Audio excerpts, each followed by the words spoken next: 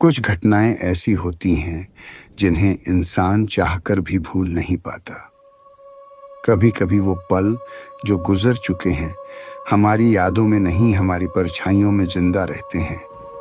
कहते हैं कुछ आत्माएं अधूरी रह जाती हैं और जब वो किसी को चुन लेती हैं तो पीछा कभी नहीं छोड़ती। ये कहानी है एक ऐसी ही आत्मा की जो आज भी एक सवाल बनकर मेरे साथ है। रात के लगभग 2:30 का वक्त था।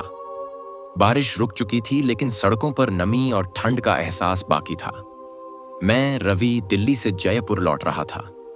ऑफिस का प्रोजेक्ट खत्म करके निकलते निकलते बहुत देर हो गई थी। नेशनल हाईवे पूरी तरह सुनसान था। ना कोई गाड़ी, ना कोई आदमी, बस गाड़ियों की लाइट की चमक और अंधेरे की गहराई। मैंने रेडियो ऑन किया। अचानक एक अजीब सी सरसराहट हुई और फिर रेडियो बंद हो गया। मैंने फोन देखा, नो नेटवर्क। जैसे ही मैंने मोड़ पार किया, अचानक कार की हेडलाइट में एक लड़की आ गई। मैंने तेजी से ब्रेक मारा। गाड़ी कुछ ही इंच पहले रुक गई। लड़की सफेद साड़ी में थी, बाल खुले और भीगे हुए, चेहरा थोड़ा झुका हुआ। वो धीरे धीरे मेरी ओर बढ़ी। सॉरी, आप मुझे थोड़ी दूर छोड़ देंगे? मेरा घर पास ही है, उसने धीमे से कहा। मैंने हिचकिचाते हुए दरवाजा खोला। इतने सुनसान रास्ते में कोई मदद मांगता तो इनकार करना गलत लगता।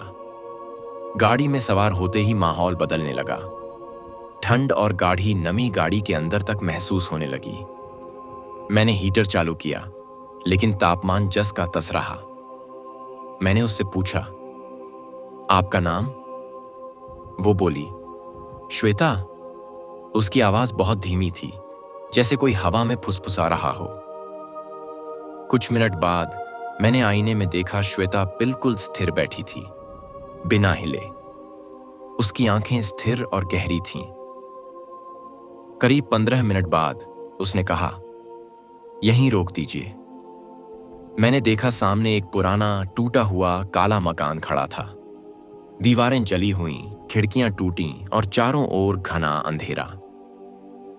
ये आपका घर है? मैंने हैरानी से पूछा।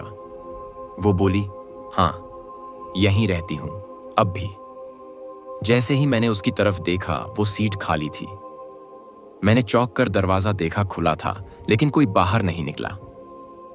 तभी एक बूढ़ी औरत पास आई। उसने मेरे चेहरे को गौर से देखा और कहा, तूने उसे देखा? वो फिर आई थी ना? मैं चौंका। कौन? श्वेता, मेरी बेटी। 10 साल पहले इसी रास्ते में उसकी कार एक्सीडेंट में मौत हो गई थी, लेकिन अब भी वो रात में लिफ्ट मांगती है। मेरे हाथ पैर सुन्न हो गए। मैंने जैसे तैसे कार स्टार्ट की और वहां से निकलने लगा। अब मुझे सिर्फ घर पहुंचना था, लेकिन कुछ दूर जाने के बाद रियर व्यू मिरर में देखा, वो फिर से पीछे बैठी थी। श्वेता की आंखें अब गहरे काले रंग की थीं, होंठों पर अजीब मुस्कान। मैंने एक झटका खाया और गाड़ी रुक गई। उसने कहा, मैंने कहा था ना, अब भी यहीं रहती हूं, और अब तुम भी।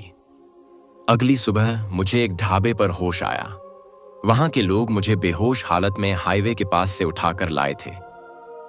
मैंने सब कुछ बताया, लेकिन कोई भी मेरी बात पर विश्वास नहीं कर रहा था। पुलिस ने उस पुराने घर की जांच की। वो जगह 10 साल पहले जल चुकी थी और वहां कोई नहीं रहता था।